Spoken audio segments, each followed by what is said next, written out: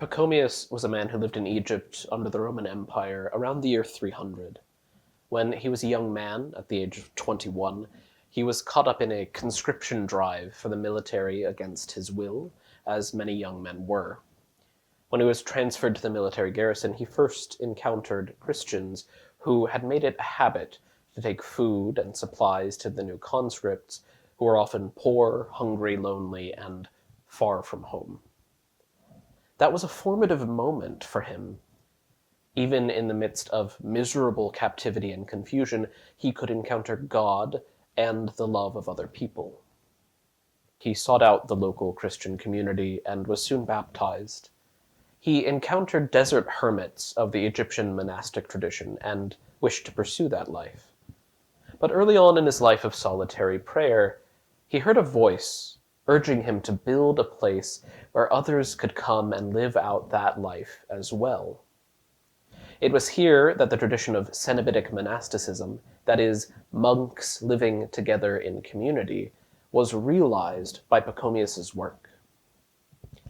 If Pachomius needed a thesis statement, I believe he would have simply looked to the words of Jesus on the greatest commandments: to love God with all our heart, and to love our neighbors as ourselves.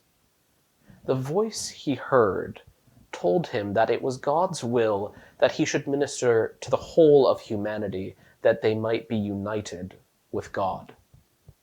As such, Pachomius tried to draw out not just a life he would prefer, or a life that monks would prefer, but a communal life meant to make plain the double commitment to God and neighbor that is the call of every Christian.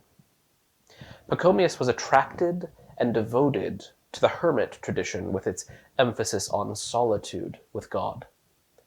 His efforts were not meant to correct or repudiate that solitude, but rather to found a place where such solitude might find expression in community.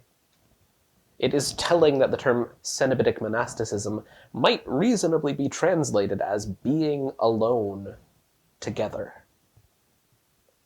Pachomius wrote the first communal monastic rule, and in this rule he was remarkably lenient.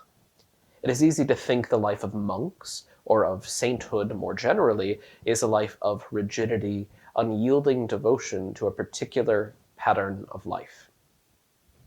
But this was not the understanding Pachomius had. He was aware that some would need more solitude while others would need more communal support, and his rule and governance might be summed up in the form of a question: how will you pray your life? For some, this meant frequent gathering for prayer and shared meals.